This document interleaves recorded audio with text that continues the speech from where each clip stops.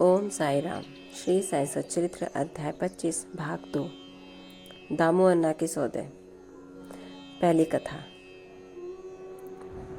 रुई का सौदा।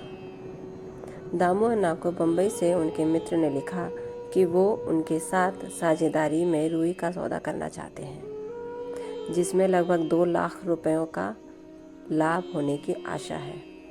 सन 1936 में नरसिंह स्वामी को दिए गए एक वक्तव्य में दामू अन्ना ने बतलाया कि रुई के सौदे का यह प्रस्ताव बम्बई के एक दलाल ने उनसे किया था, जो कि साझेदारी से हाथ खींचकर मुझ पर ही सारा भार छोड़ने वाला था।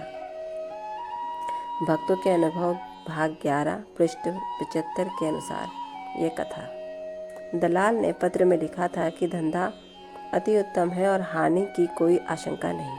ऐसे स्वर्णिम अवसर को हाथ से ना खोना चाहिए। दामू अन्ना के मन में नाना प्रकार के संकल्प विकल्प उठ रहे थे, परंतु स्वयं कोई निर्णय कर सकने का साहस न कर सके। उन्होंने इस विषय में कुछ विचार तो अवश्य कर लिया, परंतु बाबा के भक्त होने के कारण पूर्ण विवरण सहित एक पत्र श्यामा को दूसरे ही दिन मिल गया, जिसे दोपहर के समय मस्जिद में जाकर उन्होंने बाबा के समक्ष रख दिया।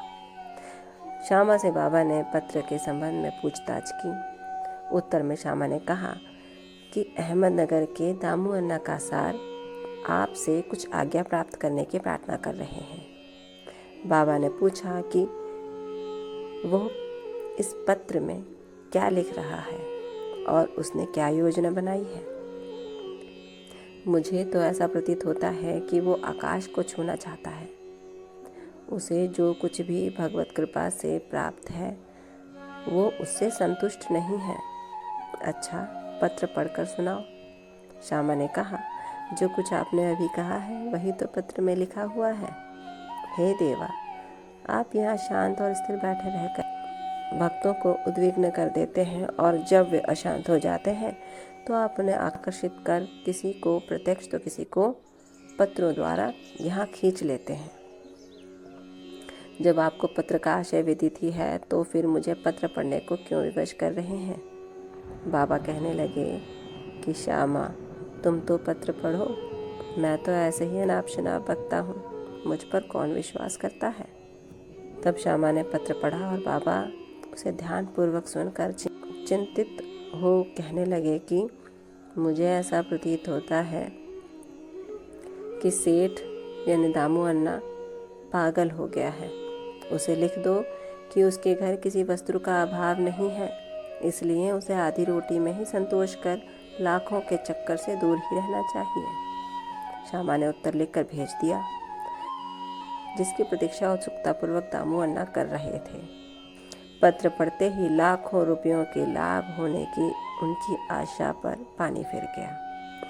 उन्हें उस समय ऐसा विचार आया कि बाबा से परामर्श कर उन्होंने भूल की है, परंतु श्यामा ने पत्र में संकेत कर दिया था कि देखने और सुनने में फर्क हुआ करता है, इसलिए शेषकर तो यही होगा कि स्वयं शिरडी आकर बाबा की आज्ञा प्राप्त करो। बाबा से स्वयं अनुमति लेना उचित समझकर वे शिरडी आए। बाबा के दर्शन कर उन्होंने चरण सेवा की, परंतु बाबा के सम्मुख सौदे वाली बात करने का साहस वे न कर सके। उन्होंने संकल्प किया कि यदि उन्होंने कृपा कर दी तो इस सौदे में से कुछ लाभांश उन्हें भी अर्पण कर दूंगा। यद्यपि ये विचार दामू अन्ना बड़ी गुप्त रीति से अपने मन में कर रहे थे, तो भी त्रिकालदर्शी बाबा से क्या छिपा रह सकता है।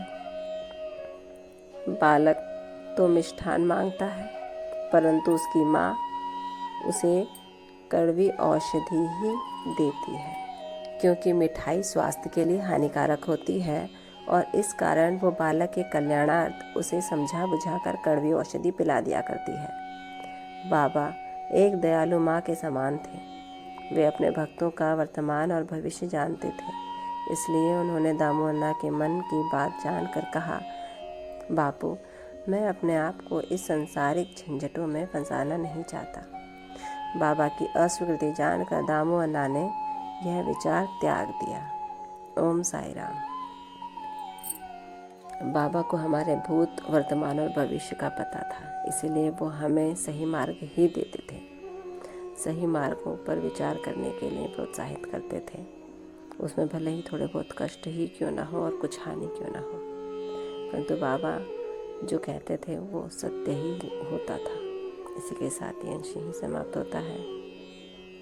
कल अगला अंश, अगली कथा भाग 3 में अनाज का सौदा पर अध्ययन होगा। तब तक ओम साई राम। बाबा आप सब पर कृपा रखें, आपको आशीर्वाद दें और कष्टों से दूर रखें।